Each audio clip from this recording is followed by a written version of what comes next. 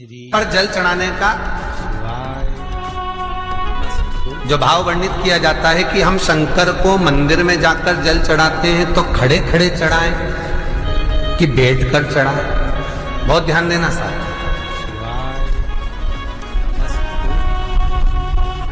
शंकर में मंदिर में जाकर हम भगवान शंकर को जल चढ़ाएं तो खड़े होकर चढ़ाएं कि बैठकर चढ़ाएं। अब दो तरह का शिवलिंग है मंदिरों में, दो तरह का शिवलिंग का निर्माण होता है, ठीक है।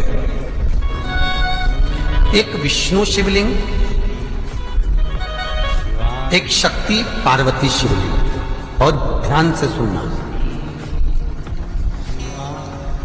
दो तरह का शिवलिंग मंदिरों में होता है, दो तरह का शिवलिंग मंदिरों में होता है, समझ लेना बहुत अच्छी तरह से। एक शिवलिंग वो होता है जो जमीन पर डायरेक्ट जलाधारी रहती है, शिवलिंग रहता है, ऐसी जलाधारी पूरी की पूरी, और शिवलिंग जमीन पर रखा रहता है, भूमि पर रखा रहता है, डायरेक्ट जमीन पर।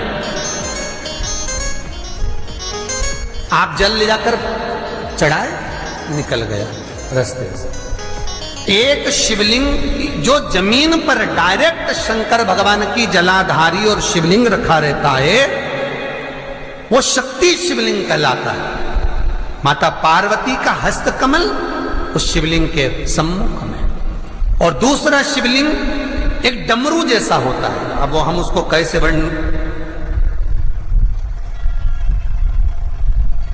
एक डमरू शिवलिंग होता है, ऐसा उसका स्टैंड होता है, ऐसा स्टैंड होता है, नीचे शिवलिंग रखने की जगह होती, फिर ऐसा होता है, फिर उसके ऊपर इस तरह शिवलिंग रखा होता है। एक दर्शन करें आप लोगों ने। अब फिर इसके ऊपर शंकर भगवान का शिवलिंग रखा होता है, ठीक है। इस तरह का जो शिवलिंग होता है, एक डायरेक्ट नीचे रखा हुआ शिवलिंग और एक भगवान जो नीचे डमरू जैसी आकृति होती है, इस पे जो डमरू जैसा जो भाग बना होता है ये भगवान विष्णु का हस्तकमल है, और ऊपर का जो भाग है वो भगवान ब्रह्मा का हस्तकमल है। इसको विष्णु शिवलिंग कहते हैं।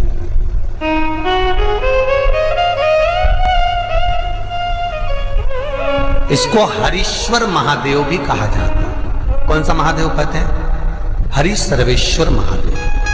हरीश्वर महादेव भी कहते हैं, हरि सर्वेश्वर भी कहते हैं। तो डमरू जैसा जो शिवलिंग का निर्माण हुआ है मंदिर में, अगर शिवलिंग ऊंचा है, शिवलिंग थोड़ी सी हाइट पर है, ऊंचाई पर है, और डमरू जैसा भाग फिर उसके ऊपर जलाधारी के बाद शिवलिंग निर्माण किया गया है, तो वो विष्णु शिवलिंग कहलाएगा, वो हरीश्वर शिवलिंग कहलाएगा, वो हरिवंश शिवलिंग कहलाएगा, हरीश्वर कहलाएगा। और जो डायरेक्ट सीधे जो रखा हुआ है, 12 ज्योतिर्लिंग के अगर आप दर्शन करेंगे तो कहीं पर भी आपको विष्णु शिवलिंग नहीं मिलेगा, केवल एक नागेश्वर को छोड़कर। कहां पर छोड़कर? जम के बोलिए। केवल एक नागेश्वर। नागेश्वर को छोड़कर बाकी के जितने 12 ज्योतिर्लिंग में शिवलिंग के दर्शन करोगे सब शक्ति शिवलिंग मिलेंगे, सब जमीन पर। आप जितने भी देखेंगे, काशी का देखेंगे, महाकालेश्वर देखेंगे तो डायरेक्ट जमीन पर जलाधारी बनी है, महाकाल बाबा की डायरेक्ट जमीन पर बनी, कोई ऊंचाई नहीं है, डायरेक्ट जमीन पर फिर शिवलिंग है। ओमकारेश्वर देख लीजिए, ममलेश्वर देख लीजिए, आप चाहें तो विश्वनाथ देख लीजिए, डायरेक्ट जमीन पर। सोमनाथ देख लीजिए, डायरेक्ट जमीन पर। केदारेश्वर देख लीजिए, डायरेक्ट जमीन पर। भीमाशंकर, वैद्यनाथ, डायरेक्ट। आप वैद्यनाथ जी के लाइव प्रसारण कभी चालू कर देखना, डायरेक्ट जमीन पर, डायरेक्ट।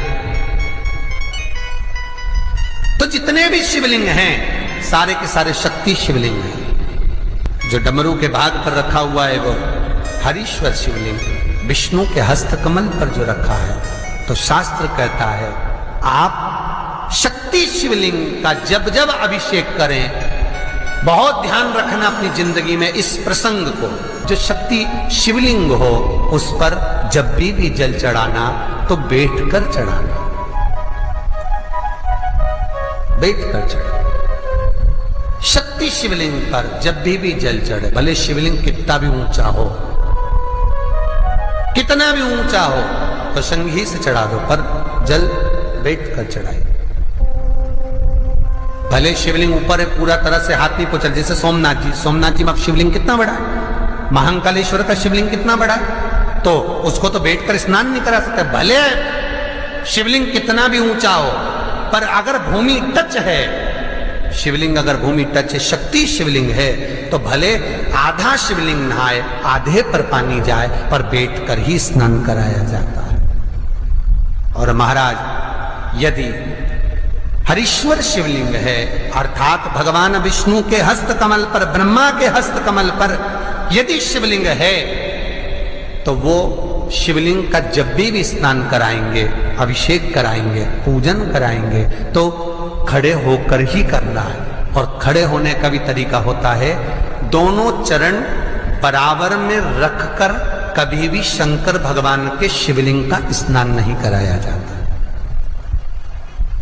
महाराज दोनों चरण बराबर रखकर, अगर हरीश्वर शिवलिंग है, किसी मंदिर में शंकर को जल चढ़ाने के लिए आप गए हो और शंकर को जल चढ़ा रहे हो, तो हरीश्वर अगर शिवलिंग है तो दोनों पांव बराबर रखकर नहीं, एक सीधा चरण थोड़ा सा आगे रखिए और उल्टा चरण थोड़ा सा पीछे रखकर भगवान शंकर का जलाभिषेक करने पर लक्ष्मी जैसे अपने चरण रहते हैं, भगवान शंकर उसी तरह से लक्ष्मी को दौड़ाते हुए अपने घर में प्रवेश करा।